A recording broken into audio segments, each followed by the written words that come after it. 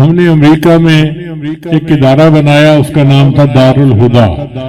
ایک مرتبہ میں نے عید کی نماز وہاں پڑھائی تو میں دفتر میں آ کے بیٹھ گیا، اکیلا تھا، دروازے پہ دستک ہوئی تو میں نے اٹھ کے دروازہ کھولا تو ایک افغانی لڑکی کھڑی تھی، عمر اندازاً 22-23 سال ہوگی، اس نے بچے کو اٹھایا ہوا تھا۔ تو پہلے تو میں اس سے خفا ہوا کہ آپ کیوں آئی جب آپ کو پتہ ہے یہ چھٹی کا دن ہے۔ اس نے کہا حضرت میری بات سن لیں، تو میں دفتر میں آ کے بیٹھ گیا، وہ آ کے میز کے دوسری طرف کھڑی ہو گئی، کہنے لگی حضرت میں نے عید کی نماز پڑھی، یہ میرا چھوٹا بچہ یہ آپ کی تصویر دیکھتا تھا، بیانات سنتا تھا، تو اس نے حضرت جی کہنا شروع کر دیا، رونا شروع کر دیا۔ تو میں نے کہا چلو میں اس کو لے جا کر حضرت جی سے سلام کروا لیتی ہوں۔ میرا غصہ ٹھنڈا تو ہو گیا، میرے سامنے $1 کا بل پڑا ہوا تھا، یعنی $1 کا نوٹ پڑا ہوا تھا۔ میں نے اٹھا کے اس کو دیا کہ ہمارے ہاں عید الفطر پہ بچوں کو عید دیتے ہیں، یہ اس بچے کو میری طرف سے عیدی ہے۔ اس نے لے لیا اور وہ لڑکی چلی گئی۔ اس کا خامن تبلیغ جماعت کا تھا اور میاں بیوی کے درمیان اکثر چکسک ہوتی رہتی تھی، اس لیے کہ ان کا ذاتی مکان نہیں تھا۔ وہ ٹیکسی چلاتا تھا اور جو $5-7 ہزار کماتا تھا اس میں سے آدھے سے زیادہ تو کرائے میں چلے جاتے تھے اور باقی سے بچے کے چیزیں پوری نہیں ہوتی تھی تو بیوی بولتی تھی، تو میاں بیوی میں ہر وقت کچھ نہ کچھ بات چلتی رہتی تھی۔ اب اگلی بات اس کے خامن نے مسجد میں آ کے سنائی، اس وقت میں نہیں تھا۔ وہ کہتے ہیں کہ میری بیوی جب وہ گئی تو اس نے اپنے پرس میں وہ $1 کا نوٹ ڈال دیا۔ اللہ نے ایسی برکت دی کہ ہمارے سارے خرچے پورے ہونے لگ گئے۔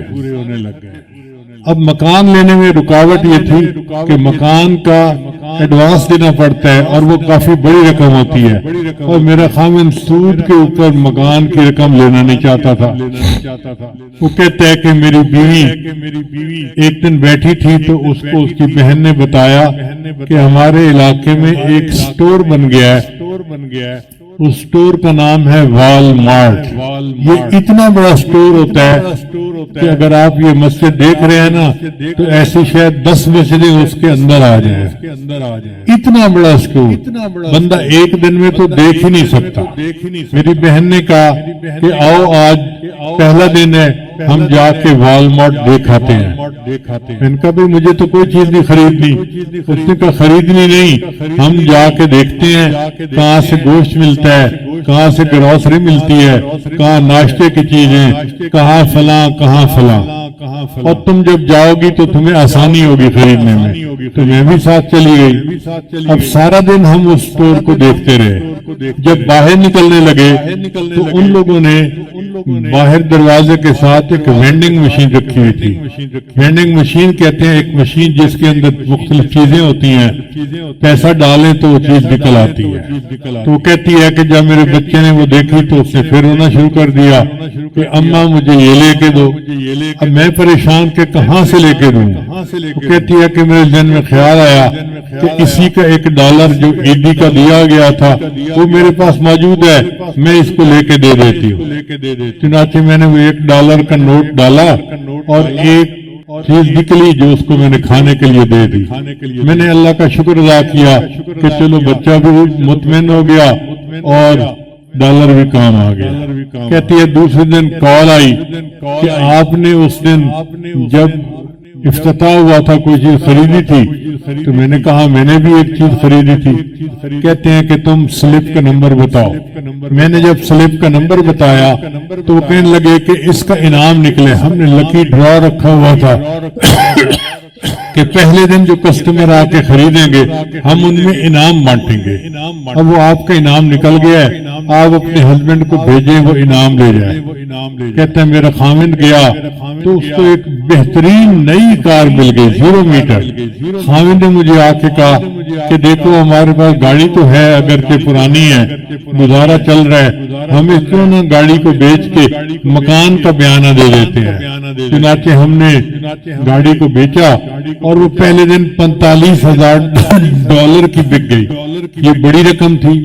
وہ کہتے ہیں کہ میں نے مکان کا بیانہ دے دیا اور پھر جو ہمیں تنخواہ یعنی کمائی ہوتی تھی ہم ہر مہینے قسط دیتے تھے جو ادا ہوتی رہی، اور یوں $1 سے اللہ نے مجھے اپنا ذاتی مکان دے دیا اور میری ضروریات کو اللہ نے پورا کر دیا۔ یوں اللہ تعالیٰ رزق میں برکت دے دیتے ہیں کہ ایک $1 سے اللہ تعالیٰ پورے گھر کو عطا فرما دیتے ہیں۔ چنانچہ ہمارے قریب کے گاؤں میں ایک حاجی صاحب رہتے تھے، انہوں نے ایک عجیب واقعہ سنایا۔ وہ اس واقعے کے شاہد تھے، عینی شاہد تھے۔ کہنے لگے دیہاتی ماحول تھا، ایک گھر میں میاں بیوی میں کچھ آپس میں رنجش ہو گئی۔ جب وہ آپس میں ذرا ہاٹ ورڈ استعمال کر رہے تھے نا، عین اسی موقع پر ایک رشتہ دار مہمان آ گیا۔ اب اس گھر والے نے مہمان کو تو بیٹھک میں بٹھایا اور گھر آ کے بیوی کو کہا کہ فلاں رشتہ دار مہمان آیا ہے۔ اس نے کہا نہ کھانا تمہارے لیے نہ تمہارے مہمان کے لیے۔ ہوم گورنمنٹ جب ناراض ہوتی ہے تو کھانا پینا بند ہو جاتا ہے۔ تو وہ غصے میں تھی، اس نے کہا نہ آج تمہارے لیے نہ تمہارے مہمان کے لیے، اور دوسرے کمرے میں چلی گئی۔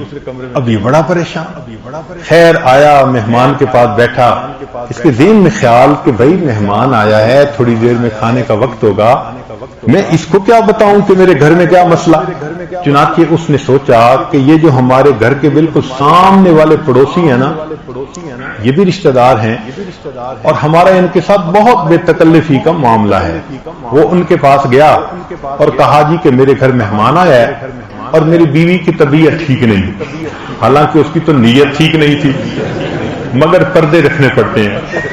تو کہتے ہیں کہ میری بیوی کی طبیعت ٹھیک نہیں، تو اگر آپ مہمان کا کھانا بنا دیں بہت خوشی، ہم ابھی تھوڑی دیر میں پکا کے بھیج دیتے ہیں۔ تو اس کو یہ تسلی ہو گئی کہ مہمان بھوکا نہیں رہے گا۔ چنانچہ یہ آیا مہمان کے پاس بیٹھا۔ اب تھوڑی دیر میں خیال آیا کہ مہمان کو میں لسی پانی کوئی چیز تو پلاؤں نا، اتنی دور سے آیا ہے۔ تو یہ جب گھر آیا نا اندر تو دیکھا کہ بیوی زاروں قطار رو رہی ہے۔ بڑا حیران، یہ شیرنی رونے والی تھی تو نہیں، آنسو بہا رہی ہے۔ تو جب قریب آیا تو وہ کہنے لگی بس آپ مجھے پلیز اللہ کے لیے معاف کر دیں، مجھ سے بہت غلطی ہوئی۔ تو اس نے پوچھا کہ معاملہ کیا ہوا؟ بیوی نے کہا کہ آپ کو تو میں نے نہ کر دیا کہ نہ کھانا آپ کے لیے نہ آپ کے مہمان کے لیے، مگر دل میں میں نے سوچا کہ لڑائی میری اور آپ کی ہے، مہمان کے ساتھ تو نہیں ہے نا، وہ تو مہمان ہے، چلو کوئی بات نہیں، میں اس کے لیے کھانا بناتی ہوں۔ کہنے لگی کہ جب میں اپنے کچن میں گئی کہ میں اس کے لیے روٹی بناتی ہوں تو دروازہ کھولتے ہی میں نے دیکھا کہ ایک سفید ریش کوئی بوڑھا آدمی ہے، منور چہرہ، وہ ہمارے آٹے میں سے کچھ آٹا نکال رہا ہے۔ تو میں دیکھ کے گھبرائی، تو وہ مجھے کہتا ہے کہ گھبرا نہیں، یہ تمہارے پاس مہمان کا رزق پہلے بھیجا گیا تھا، اب یہ ہمسائے کے گھر جا رہا ہے۔ تو کہنے لگی کہ مجھے اتنا افسوس ہوا کہ اللہ نے اس کا رزق میرے پاس بھیجا تھا، میری بدبختی میری وجہ سے وہ رزق کسی اور طرف لوٹا دیا۔ تو میز مہمان بعد میں آتا ہے، اللہ اس کا رزق پہلے پہنچاتے ہیں۔